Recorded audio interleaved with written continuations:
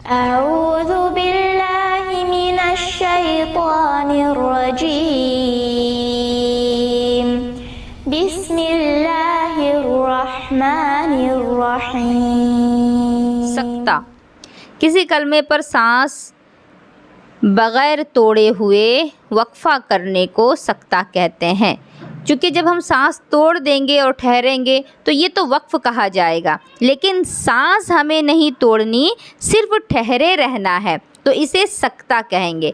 मसलन किसी आयत पर आवाज़ इस तरह बंद करे कि सांस ना टूटे और उसी सांस में फिर अगली आयत को वस्ल करें तो ये सकता है। यानी अगली आयत जो पढ़ें तो उसी सांस से मिला करके पढ़ें। सांस हमें रोके रखनी है। जिस तरह बच्चे बचपन में खेला करते हैं, सांस रोक करके वो कोई चीज़ बोलते रहते हैं, तो उसी तरह से हमें सांस रोके रखनी है और ख़ामोश हो जाना है। सांस तोड़ करके सांस लेना नहीं, इसी को सक्ता कहा जाता है।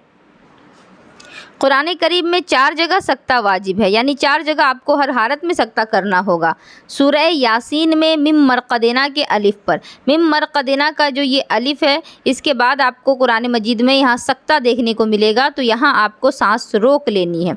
सूरह कहफ में लफ्ज़ इवजन पर शुरू की जो आयत है, यहाँ आपको इवजन के बाद सक्ता लिखा हुआ मिलेगा, तो यहाँ आपको सक्ता करना है, यानी आवाज़ रोकनी है और सांस नहीं तोड़नी। तीसरा है सूरह क़यामा में क़ीला मन पर नून साकिन पर आपको सांस को रोक देना है, लेकिन तोड़ना नहीं है। चौथा है सूरह मुतफ़्फ़िफ़ीन में कल्ला बल्कि लाम पर, यहाँ लाम पर लाम के बाद आपको सक्ता लिखा दिखेगा कुरान पाक में। तो इन 4 जगह को आप नोटिस कर लें, याद रखें, क्योंकि आपको यहाँ सक्ता करना वाजिब है।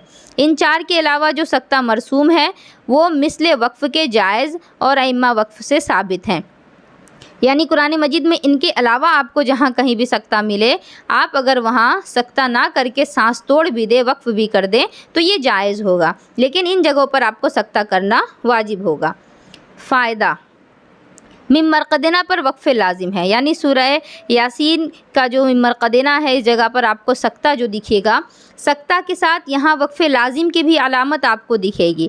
अब चूँकि सक्ता वाजिब है और वक्फ़ लाजिम है, तो इन दोनों में जो ज़्यादा पावरफुल है वो वक्फ़ लाजिम है, लिहाजा यहाँ वक्फ़ लाजिम की रियायत की जाएगी, सक्ता नहीं किया जाएगा। वही यहाँ बता रहे हैं कि मिम मरक़देना पर वक्फ़ लाजिम है और इस पर सक्ता वाजिब है, लेकिन चूँकि सक्ता करना वस्ल पर मौकूफ़ है और वस्ल यहाँ लाजिम नहीं, क्योंकि यहाँ आपको वक्फ़ लाजिम मिला है और वक्फ़ लाजिम में आपको वक्फ़ करना है, ठहरना है, मिलाकर नहीं पढ़ना, सांस तोड़ देना है। तो इसी वजह से यहाँ आपको सांस तोड़ना है, सांस लेना है, सक्ता नहीं करना।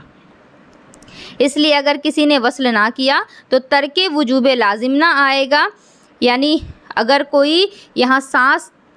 कोई इस जगह पर वस्ल नहीं करता, यानी सांस तोड़ देता है, तो ये नहीं कहेंगे कि इसने सक्ताए वाजिबा को छोड़ दिया, बल्कि इसने सक्ताए लाजिमा को तो छोड़ा है, सक्ताए वाजिबा को तो छोड़ा है, लेकिन वक्फ़ लाजिम अदा किया। और लाजिम और वाजिब में जो ज़्यादा पावरफुल है वो लाजिम है, लिहाजा लाजिम अगर कोई करता है, सांस तोड़ता है, तो वो गलत नहीं है, वो भी बिल्कुल सही है।